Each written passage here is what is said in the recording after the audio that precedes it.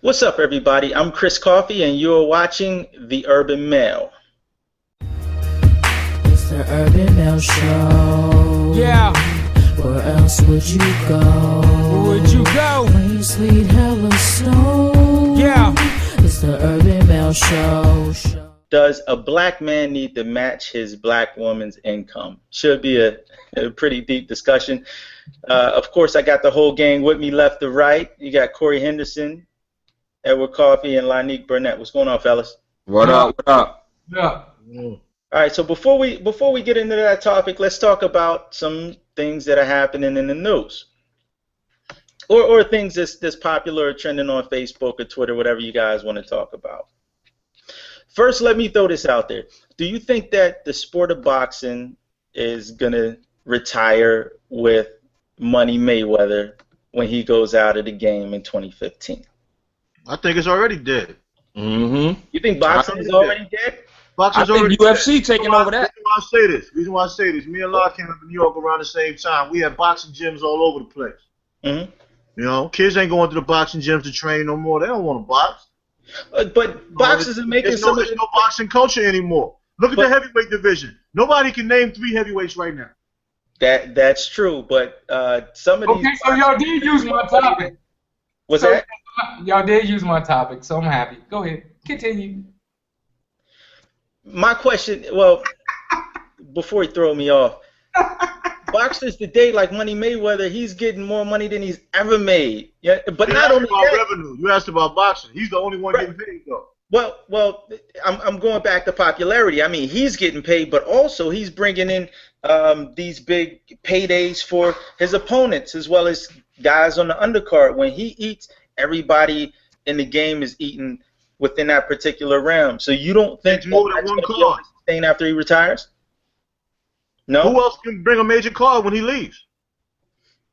That's my question. That's what I said. I think it's already dead because we already know he's leaving. He's not going to fight Pacquiao. I don't Well, even think he cares about it anymore. And the heavyweight division is just nothing. You got your boy Tarver now saying he wants to go heavyweight in a desperation to make some money, but he's like 40-something. No way. Tarver get Bernard Hopkins still trying to fight. He's like 95. who?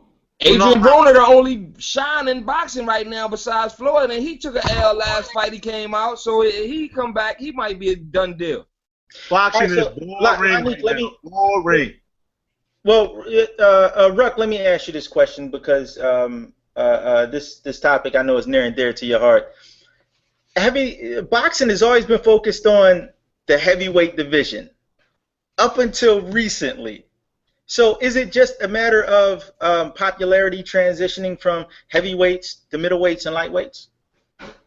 Okay, explain that to me in really layman terms because you just lost me with that.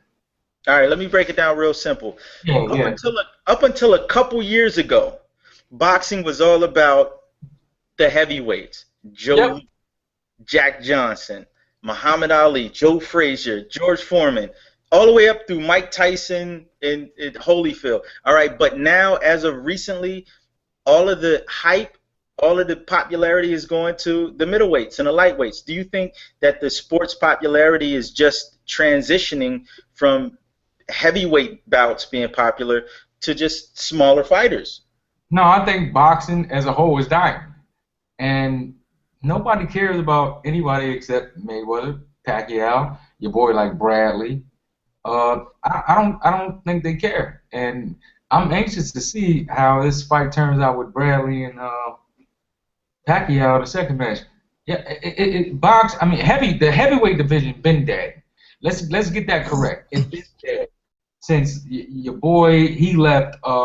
Lennox Lewis was the last. Yeah, he was the last. Yeah, he was the last one, and you know you had the lame dude, Lamont Brewster, who came in, got a lucky win, whatever, and then got his ass whooped from there on.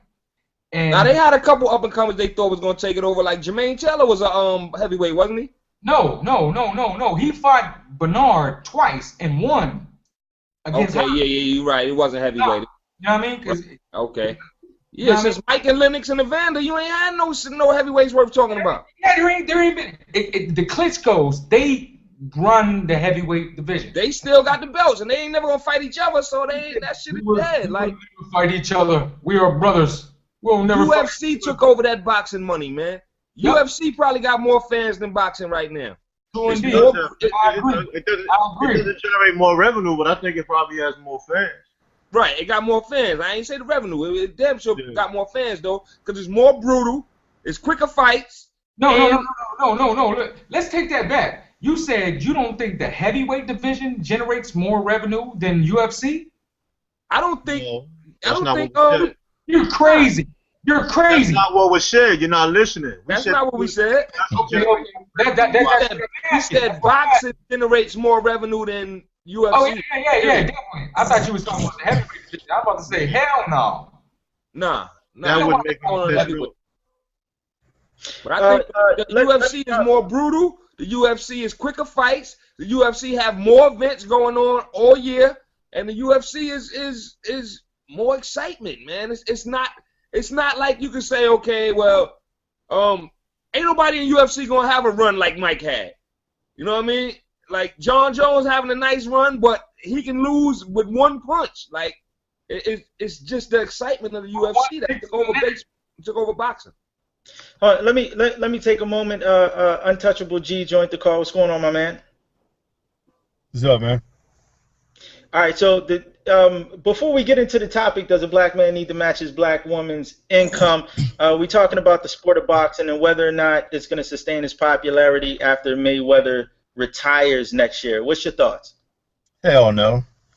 No, all you got left is Pacquiao and Mayweather, man. That's all we got left.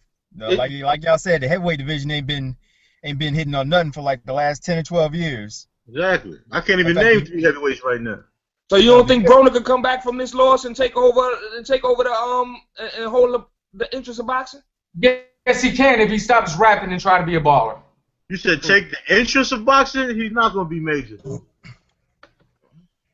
They don't have that superstar quality in boxing right now. Back in the day, they had superstars in different eras. Mayweather's the only superstar left. You're crazy. Broner got it. You're crazy. That man's not no superstar like Mayweather, like Tyson was. He's not a superstar, B.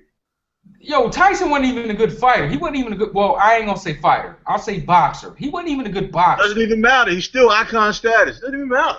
Yeah, he wasn't a technical fighter now. And Broner's going to be the same thing. He just tried to be so much like Floyd and do the shoulder roll too much and too much and too much and did not do it right. And just like Floyd's dad said, nah, your trainer should have taught you better. If He's more famous right now for those memes online with him falling through the ropes. Yeah, I mean, but everybody lose. I lost. You lost. He didn't lose. He got knocked out. He got punched. He got fucked up. He did the stanky leg and all that shit. Exactly. The stanky leg got stuck between the ropes, my dude. That is not the same thing. Everybody loses. Muhammad Ali lost, and they said he was the greatest. Muhammad Ali fought against greats, though. These niggas ain't losing against greats. Muhammad Ali lost against greats. Yo, I'm gonna tell you, this fight coming. Like who? Like who? Those are iconic fights back then. Who? George Lewis, Foreman, Joe Frazier, Foreman. I mean, he ain't like no greats, are you crazy? And he still whooped some of their asses, though. But you act like he ain't fight no greats. Braun ain't fought no greats. Now I'm gonna tell you what's going to be the barometer. Hold on. I'm gonna tell you what's gonna be the barometer for how good niggas can look at Broner for being. Floyd about to fight the same boy that whipped Broner ass. That's if gonna. Floyd fucked that boy up real bad, they gonna show that Broner wasn't what he's supposed to be. If that boy give Floyd a super fight, the niggas say, all right, they might give Broner a pass on taking the ass whooping because Floyd had problems with him too. But if Floyd make easy work of that niggas gonna be like Broner's a bum. I could buy that. I ain't gonna call Broner a bum, but I don't see him having that superstar status, man. I just don't. I mean, he already got it. You don't think he can get it by default, though? That's my thing. You don't. He already got it. He already got superstar status. Yeah, because he puts videos on World Star with him having sex with bros. But guess what? But he still got that status. He's known for everything except boxing. No, that's what got him on World Star. Is boxing. Man, because they clowning him, not for his talent. No. They're not clowning him. I don't know what you're looking at. He gets clowned more than anything right now. I seen every episode of AB about billions, about balling, about the. I seen every episode of that. I follow boxing, period. Now, this boy is nice. Now, Floyd didn't fight well-known fighters until the later stages of his career. And that's what's going to happen to Broner. Now, if Broner does not produce, then that's a different story. But we can't say that. He took one loss. Everybody take a loss. I took a loss. Chris took a loss, not having a hairline. La took a loss. Gary took a loss. You took a loss. Yo, but in this boxing world, one loss can end it all. Where Prince Naeem at? You ain't seen Prince Naeem since he took a loss. Hell no. You know what I mean? In boxing world, you be praised 1 minute, you get that ass whipped, you out of there, man. I mean, shit, that's the same as rap. That's the same with everything. Rap, music, whatever. Your full-time job, everything. You take a loss, then, hey, we got to replace you. That takes him away from superstar status. He got to rebuild. He's still a superstar. There's a difference between a star and a superstar, man. He ain't no LeBron superstar. This is not basketball, nigga. This is boxing. It's still comparative. A superstar is a superstar. He's not a superstar. Let me cut you off real quick, Corey. I want to say what's up to our viewers checking out the show. We are going to get into our topic in just a little bit. Does a black man need to match his black woman's income? Right now, we're chopping it up about boxing. Lonique, let me ask you this. Does Adrian Broner have the star power to carry boxing after Floyd Mayweather retires next year? Wow. If he does, it's by default. You know what I mean? It's the fact that there's no other big names, and he can be by default, he'll be the draw because of his flamboyancy and all that. Like, people would pay to watch him because they know he's gonna be a show. You know what I mean? But as far as his boxing, I don't know. Okay. Anybody else want to weigh in on that? No, I agree with La. I mean, it's show and prove. I think the boy is a superstar because he is flamboyant and he comes under Floyd, and Floyd gives his stamp of approval to him. So and a lot of boxers, you got to see they heart by what they do after a loss, man. This is first loss. We'll see how he come back. If he come back scared of a left hook after this, then it's over for him. Like, ask Roy Jones, nigga. Once they found the formula to beat him, he fell like 3-4 times the next 4 fights. Once you lose your invincibility in boxing, it's over, man. So if he come back with the heart of a champion, then he may have a shot. If he come back and lose again, you'll never hear from him again. He'll be washing cars in Missouri. Well, hopefully he invested his money very well. Yeah, right. He invested his money. He was flushing $20 bills down the nigga was flushing $20 bill down the toilet because it was his 100 stack, nigga. Insane. Yeah, I would try to get that 20 for a flush down, son. Yeah, that shit bugged me out. That's when that's when I stopped. We can do it though. That's when I stopped drinking the Kool-Aid though, man, because that was just pure ignorance. Like, I don't give a fuck how much money you got. You could take them 20s and throw them to the homeless niggas in the street before you flush them down the toilet, my nigga. Like, you know what I mean? True indeed. You might get some better karma behind that, man. It might come back to you. You donate it. Or lie. Or you can be like me, like y'all say. You can trick it. We ain't gonna talk about that on this show. All right, let's jump into the topic real quick because we're not gonna talk about that on this show. Any last thoughts on boxing before we move on? It's over. UFC. Nah, man, UFC falling off. All their best fighters are leaving, except for Jones. Yeah, they trying to get their ass kicked. That shit crazy. So let me ask this. If Pacquiao knocks out Bradley, should Mayweather fight Pacquiao? Mayweather ain't fighting Pacquiao. He should have fought him a long time ago. That's a shoulda, woulda, coulda. Everybody knows that that's the one fight that would have been the biggest payday in boxing history. Let me ask you this, La. Do you think that ever is going to happen? Nope. And if it do, you know what it'll be? If it does happen, you know what it'll be? What? I remember how long Roy Jones and Bernard Hopkins was talking about fighting each other. Then they both fought each other when it should have been promoted by Ben Gay because they was both old as a motherfucker. The boringest fight you ever wanted to see. If that shit would have been 5 years earlier, it'd have been the biggest fight in boxing history. They both in good shape though. I think they can still give a good fight, but I don't know if the interest is the same right now. Right. People don't even want to see it no more. Because if Floyd fight Pacquiao and lose, that's a terrible look. Yep. Because then it's gonna look like he really was scared all these years. I don't think Pacquiao do hit hard. I think he's very calculated in all his moves that he makes, and I don't think Floyd plans on losing, period. Now, everybody can have an off night, true indeed, but I don't think he's going to take a fight to where he thinks he's going to lose. No boxer plan on losing. And I agree with that. He's not going to fight Pacquiao. All right, let's jump into the topic. I think we got a good segment there. We might just divvy that up and create 2 videos with the content we generated there. But let's talk about what we came to talk about. The topic of today's show is, does a black man need to match his black woman's income? It's an interesting topic.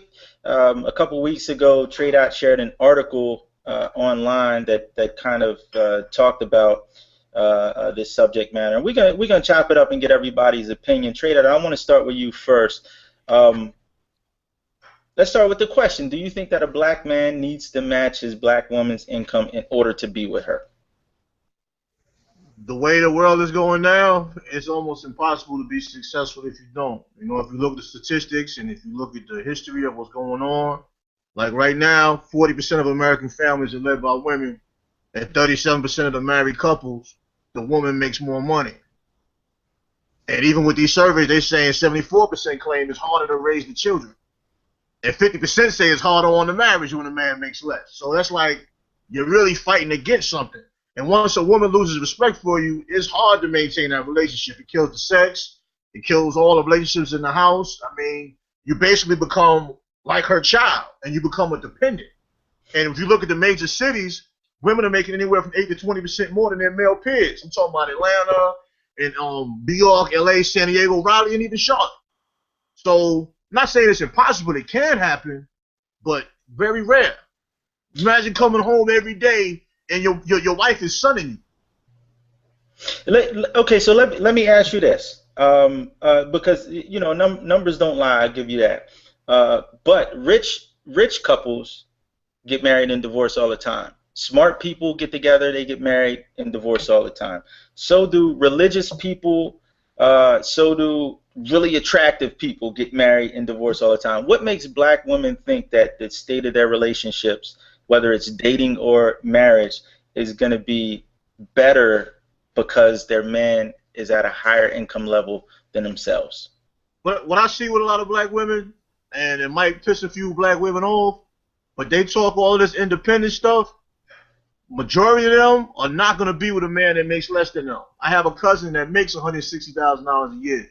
She told me she's not going to be with no man that makes less than her, period. Still single, 40 years old. Is she bad? That's in Maryland. Huh? Is she bad? Bad. 160,000. Don't make more than that. She don't want to deal with you. Can't have no kids. You know what I'm saying? So, you know, right or wrong or indifferent, this is the mindset they have. But if we make 3 times more than them, it's just fine. Let me throw this question at you, Gary. And you're our relationship expert on the show. What do women want? Very difficult question. If anybody can answer it, I know you can. What do women want? Is it really a guy that's making more money, or is it something else? Oh man, to be honest, man, that's really a question for a woman. But the response would be they want the total package. They want the money, they want the looks, they want the status, they want the compatibility. So it's all they want the complete package. From what I've heard, I'm not gonna speak for all women, just in case some of them are watching right now. That's why so many of 45 years old are still single. Disclaimer. Man. Ruck, They give me still looking for your that thoughts. perfect man. Ruck, give me your thoughts, and also I want you to tell me: do you think that it's fair that black women have this set expectation for black men to meet? No, I don't think it's unfair. You know, I think the man should take care of the family and she should contribute because, you know, like the Bible said, you know, when a man finds a wife, he finds a good thing. And she's there to be his helpmeet. Not the breadwinner or whatever, but, you know, things happen, you know, and you can't control that. I mean, because that's life. But as far as if my girl was making more or my wife was making more money than I was, would I be upset with it?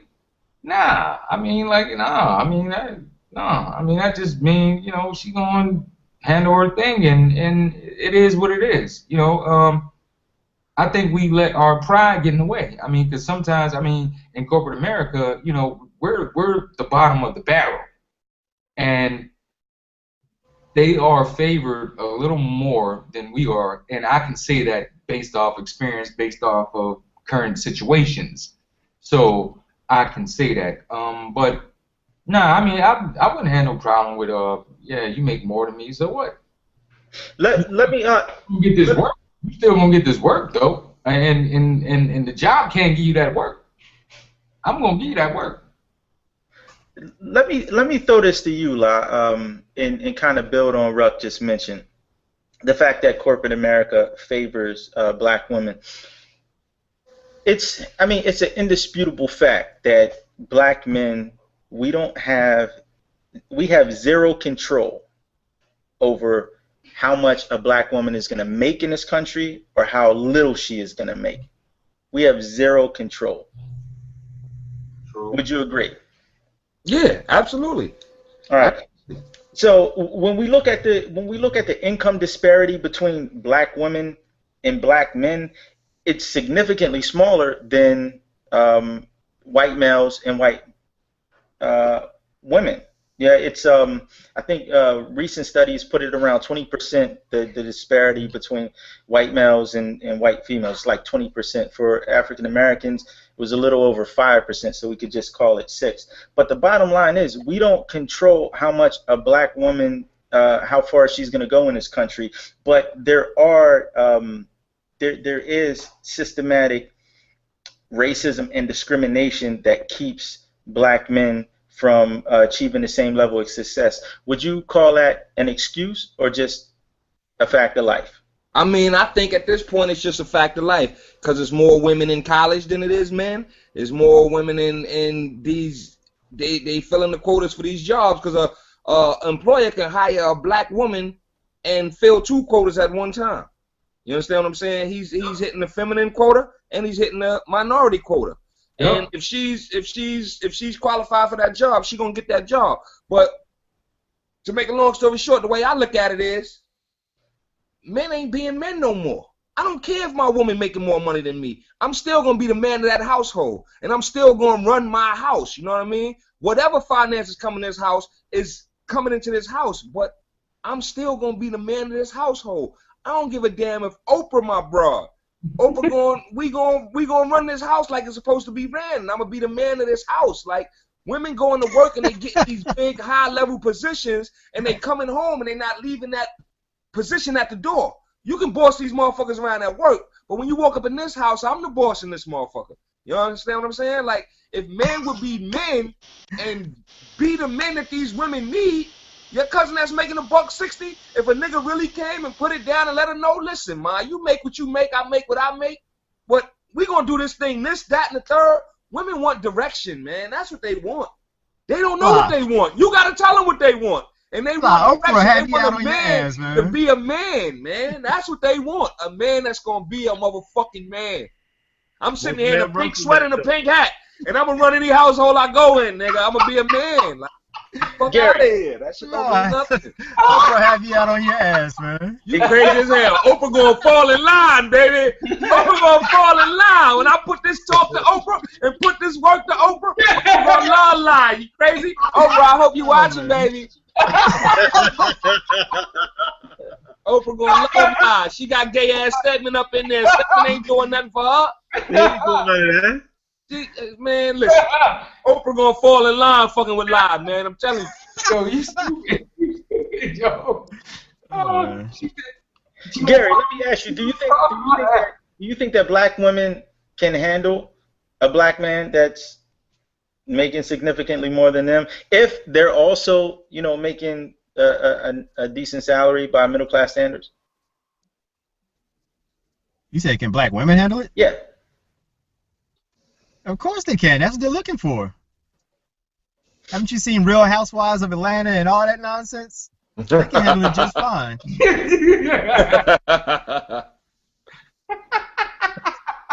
They take his money and start their own business. No. Leave him high and dry. No, not from that perspective. Not from that perspective. I feel what you're saying. Not from that perspective. I'm talking about what Lau was referring to. That a woman making more money than her man, that she's gonna have less respect for him because he's making less. I'm asking you, because the man is making more than her, is she gonna have more respect for him being a man in the household because he's making more? More than likely, yeah. Like, she's definitely gonna respect his money and him more than she is to somebody just making $30,000-$40,000 a year. Like your boy cousin, $160,000. She's gonna respect somebody that makes $500,000 more. And she's gonna respect somebody that makes $50,000. That's just how it is. Trade out. Let me ask you this, and thanks for your input, Gary. Let me throw this by you, Trade out. Recently, I read an article. It was a snippet from a Steve Harvey interview where he was talking about his recent tax troubles. He owed the IRS $1 million. Steve Harvey, he's been well off. I don't know how much money the guy makes, but I'm going to venture to say that he's been well off for quite some time now. But in the article, he kind of alludes to the fact that he was reluctant to tell his wife about his tax troubles because he felt that might be the end of his relationship. But that's disappointing, because if you think that's going to be the end of your relationship, it's like you're telling the world that you married the wrong woman. Mm-hmm. You know what I'm saying? That's how I see it. The problem I have with black men, and this is going to go to the left a little bit, but instead of us standing up and being men like La said, we'll do whatever we can to get extra money sometimes to satisfy that woman, even if it's something illegal or something to put us hemmed up in some kind of situation just so we can have that economic status. If this man had to lower his standards a little bit so he can pay them taxes and get his bread back up, he should be able to come home as a man and tell her, this is what we got to do. We got to downsize a little bit. Let me pay these taxes. I'm going to get this money back up, which, of course, Steve Harvey is going to do. Right. I do not be a man to bring that home. You the man of that home. I done got hit by taxes a few times. It happens. But if a woman leaves you because of that, you got the wrong woman anyway. We should never hide anything from our women. If you the man of that home, you come home, look, baby, look. I got to pay these taxes. That new furniture you want, it got to wait.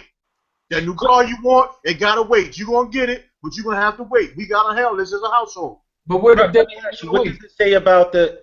it say about the state of black relationships when you have someone like Steve Harvey who's making more than his woman, but he still feels some sort of hesitancy in the stability of their relationship because of financial issues? What does that say about it? It says to me, he's selling a dream when he sells these books to these women. Right. I was about to say that. This the same nigga that's telling you. Married to a woman that he's scared of. He's married to a woman that he's scared is going to leave him. And he's the one telling you to think like a man and act like a woman, and got all these chicks bugging out with these rules and shit that a nigga who on his third marriage, he couldn't keep no woman, but he gonna tell you how to be the woman to be kept. That man is telling you what to do, and he's scared to tell his woman he behind on some taxes. Any chick that's gonna take relationship rules from a comedian need to be joked. He should have told his wife about that helmet he was wearing. That nigga ain't had no. How you go from a helmet to a bald head, nigga? Right. Exactly. Yeah. Let me say something else, so Chris. Like I think you can make any woman buy into be submissive, and by submissive I don't mean barefoot and pregnant, you know what I mean? I mean submissive to your goals if you understand the root of the word submissive. The root of the word submissive is the mission. You have to have a mission for her to follow. If you don't have a goal in mind, she's not going to follow. I don't care who's making the money. But if you got a goal for your family, for her, and everybody going to be good at the end, then a woman will follow you through hella hot water if you got the right woman and you got the right plan in order. A woman want to be told what we going to do. They don't want to ask what you want to do. They want to be told what we want to do, man. I agree with that, but a lot of times when we do maybe have that woman that'll be submissive and follow with us with that plan, a lot of times we're not even ready when we have it. True indeed. You know what I'm saying? Because a lot, man, we done had, situations that might have lasted, but Right. things go to the left, everybody can't recover. Some people get knocked down and can't get back up. A lot of us had them situations and we wasn't ready yet. We didn't have the plans we got now or the intellect we have now. You know what I mean? We couldn't have been on no show like this 20 years ago. We would have been saying some other different stuff. Yeah, you're right. You're right. So that happens a lot. And then by the time you recover, you got 2-3 kids. Let me ask. I want to bring to the table. I have a question for Ruck, La, and Gary, and this goes back to something that Trey Dot mentioned earlier that I wanted to bring up because I don't know how, I'm not going to say that the comment was disingenuous, but it's hard to believe. You mentioned that you have a cousin that's making 150 or 150 plus that's not going to date anyone making less than her. My thoughts about this whole argument is that it doesn't scale. That fine, you have a woman making $80,000 a year. She's probably not going to date somebody making 30. But if you add a zero, there's a different story. She could be making $800,000 a year. He could be making $300,000 a year. It's not going to be the same argument. They're in a different. They're still upper middle class, but it's a completely different paradigm, completely different set of rules. Yeah. Let me start with you, La. Would you agree? Yeah, it's gonna be a different set of rules because when a woman is with a man that makes that much more than her, she's subject to his bullshit, and she gonna take what she take in order to and decide whether she gonna stay or leave. But if I understand the question right, you saying that how effective is her plan with this $160,000 rule? No. Let's assume that we have a woman. Let's just call her Kate. Kate makes $80,000 a year. Kate meets Brian. Brian makes $30,000 a year. How likely is Kate to date Brian? Probably not likely. Probably not likely. Right, but let's scale that up. Let's add a zero. Kate's now making $800,000 a year, but Brian's making $300,000 a year. How likely? It's still probably not likely. It's still probably not likely. It's still probably 800,000 and 300,000. It's not likely. Nah, if she making 8 and he making 3, she gonna have the same ideology she got if it was 80 and 30, son. I believe so. I don't think it's gonna change that. She partying with millionaires. Yo. Yeah, exactly. So she looking for niggas that's over that 7-figure salary. His 3, she like, whoo, nah, I can't go down like that. You know what I mean? Down to 30. Okay. But if Kate running a lie and I'm making 30,000 and she making 800, she about to get capped. Like she gonna get put where she needs to be. Like I'm telling you, man. Like if Kate run into a man that's gonna hold it down and let her know what it is and be everything she wanted, like it's man, listen. Inevitable. It's gotta. I think you can get around that salary thing when you a real person, you a genuine person. Cause that dude making 30 might be the best nigga for her. She get with somebody making 2 times her salary, he might treat her like a dog, son. And have 4 other women like her that make 80. You know what I mean? Or you only make 80, bro. You're nothing. Like, you know what I mean? Like. So let me throw that question to you, Gary. Do you think it scales? Personally, I think it does, man, because the whole concept is to be stable and to not be broke. If both y'all in the $300,000 and the $800,000 range, then y'all ain't never gonna be broke. So I think it goes to scale. They can go broke though. Well, now she's gonna live off an $800,000 salary, not her $300,000. well, hold on. Let's get this straight. You can make $1 million a year, but if you spend $1 million in one, you're gonna be broke. So it don't matter how. It's not what you make; it's what you keep. Most Yeah, definitely. let's assume that they're managing their money correctly. Okay, I get that then. Right. If we assume that they're managing their money correctly, I think that a black woman making $800,000 is gonna date a brother making $300,000. Ruck, what's your opinion? My opinion, this right here, this, If you balling, flushing down the toilet, homie. this,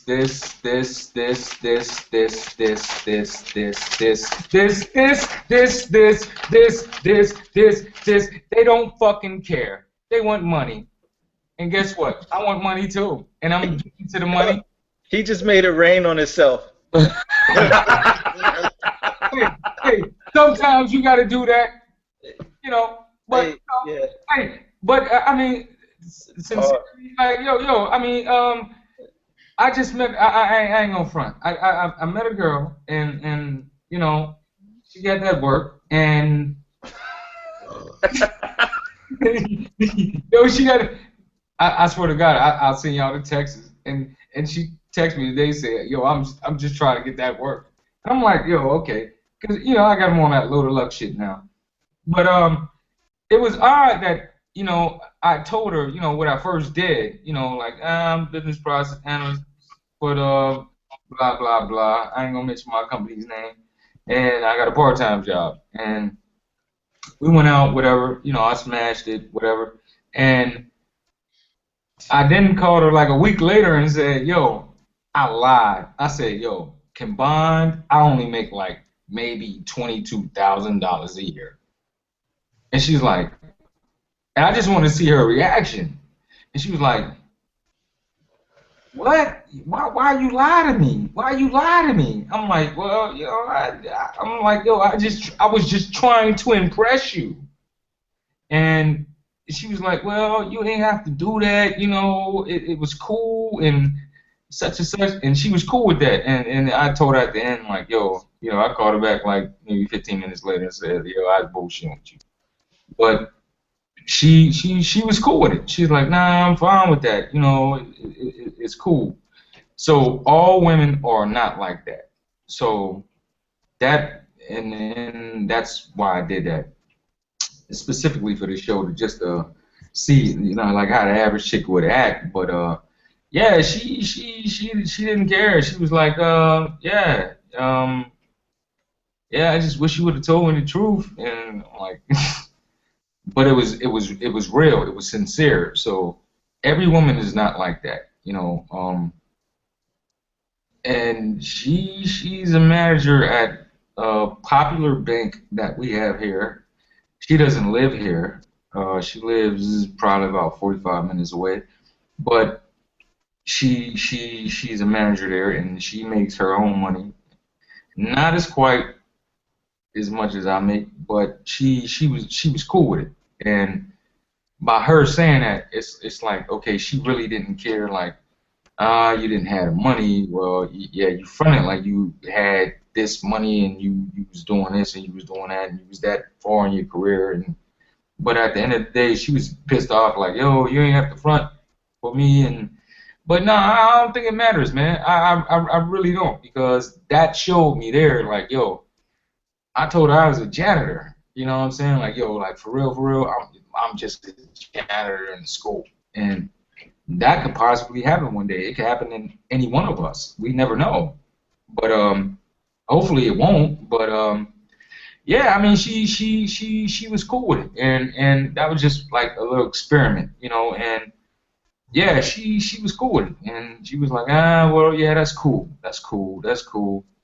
and I called her back 15 minutes later, like, I was bullshitting. And Corey, let me ask you this: do you think that this is a conversation that's only taking place within the black community, or do you think that this conversation is going on within other races?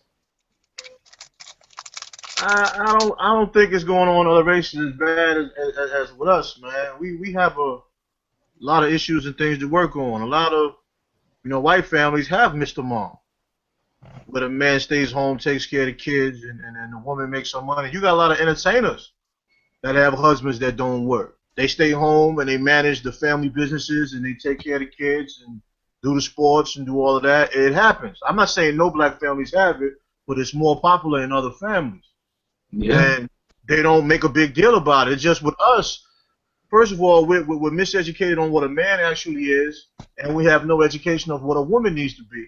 Because we're being raised, our kids are being raised by the TVs and by the radio and by the YouTubes and things of that nature, and they're aspiring to be that. I was watching a clip on YouTube. I can't remember what the clip was, and they asked a young girl what she wanted to be, and she said she wanted to be on Basketball Wives. That was her goal. I can remember speaking at my father's church, talking to the girls and the young men.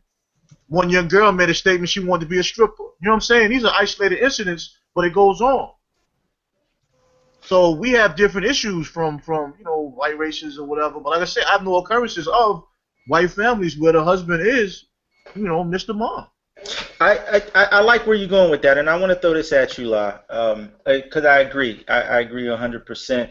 I think that we have some issues with regards to how we see ourselves as men and our definition of men. La, do you think that black women are projecting their definition of what a black man should be on black men?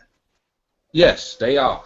And I think a lot of women are falling in love with their idea of what a man is rather than the man that they have.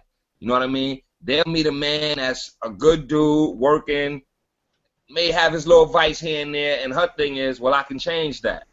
I can change him into this, this, and this, and I have the ideal man that I've always thought that I would end up with. So they're dating their ideology instead of dating the person that's actually with them. You understand what I'm saying? So I think if you hear a woman tell you every day, you shouldn't wear that, you should wear this, you should wear a shirt, you should wear this tie, you should wear that tie, she's making you the man she wants you to be. You know what I mean? Like, if you comfortable in a V-neck sweater and she always wants you to wear a crew neck sweater, I mean, yeah, I think women has always done that, though. Women always try to create the man that they want to have. And then, you know what happens?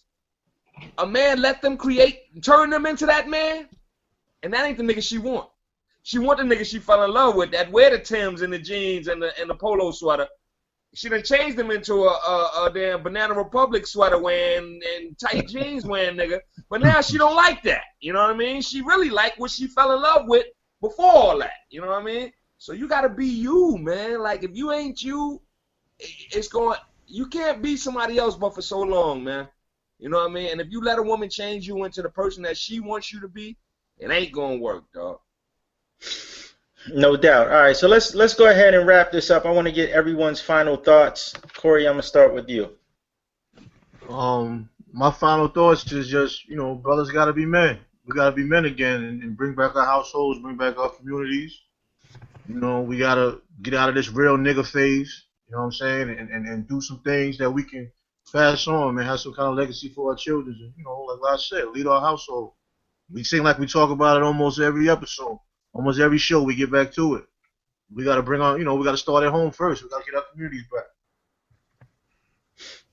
Good stuff. Ruck. Yeah. Final words. Huh? Final words. Final thoughts. I agree with everybody on the panel. I mean, it's back to grassroots. That's what it's about, teaching these children and maintaining a certain type of lifestyle that we can, sustain. And what Lyle was saying, and I really feel that, because people try to change you into something that you're not, and you try to become that person, and it may work for a little while, but in the end, it will not work, because your true color is going to show through. Just like a leopard, it's never going to change its spots. It's never.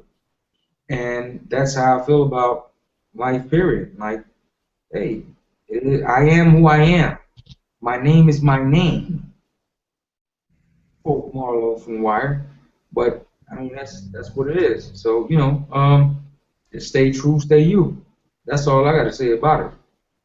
Like the way you ended that, Gary. Final thoughts. Oh, okay. Yeah, ladies, if you try to change him into something that he's not, into something more, he's more than likely going to end up attracting more women that like what you changed him into, so he's more likely to leave you. On another note, fellas, if she makes more to you, man, you got to lose the pride and lose the ego and just deal with it. And on the other hand, you got to keep the pride and keep the ego and use that as motivation to go out there and try to make more than she is, or make something more of yourself, so that y'all can be on equal terms. That's game right there. All right, I want you to. One more thing. We should not have to pay for everything. As men. You said? No. Yeah. See, and that's a controversy. I love it, beloved. Yo, ask Trey-Dot. Last time we see me, I ain't tricked nothing, did I, Trey-Dot? Yeah, you did good, brother. You did good. Yeah. I ain't tricked nothing. And we had a good night. And then I still pull a bad joint in there. I mean, I don't know if you pulled it or not. You put your work in, though. No, I pulled it. Trust me. Because what's the definition of pull? That's another show right there. I don't understand the definition. Contact. Also, look, and the crazy shit. I'm not paying for everything no more. Like, yeah. I want to go to Paris, and right now I got this, and I hope she don't ever see this show because I'm not inviting her to the page. But yeah, she's looking into the flights and hotels to Paris, and I'm going to let her pay for it. Yes, definitely. Now it's my time to reap what I deserve. So we all should. Good for you. And grow a mustache, nigga, because I don't trust nobody without no mustache. Lonique, why don't you bring us on? Like I said in the beginning, man, black men, we need to be men again, man, and just do what we have to do. And you shouldn't have to be in competition in your own home, man. It's enough competition for black men out here in these streets that when you get home in the sanctity of your crib with your woman and your kids, you supposed to be the king of that castle, man. I don't care if you're making $20 an hour or you're making $200 an hour. If you the man and you step up to that man role and take care of the house as you should, then it all a roll. And like I said, Oprah, if you watching, baby, I'm a Sagittarius. I like long walks in the park. You don't like stabbing, though. Word up, Oprah. I'm coming for you, baby. Nah, but that's about it, man. We just gotta be men, step up, man, and be fathers of these households, man. That's all. But you gonna give Oprah that work, Clark? What? Oprah and Gail could get it. Oprah don't want that though. She want Gail. Oh, she want that work. Oprah want to watch you with Stedman. Oprah don't want that work. That ain't gonna happen. That ain't gonna happen. Stedman got to go, but Gail can move in. Oh, like Chris like to say, allegedly. Allegedly, right? Right. Let's say allegedly. Hey, you never know. Allegedly. Yeah, allegedly. When it come time to sign that contract for the OWN network or something, y'all gonna be happy. Yeah. What? Get me close. Yeah, Chris, work on that so you can get me close to my boo, Oprah. Hey, boo, I love you. Yo, you gonna give Oprah that work, son? Work.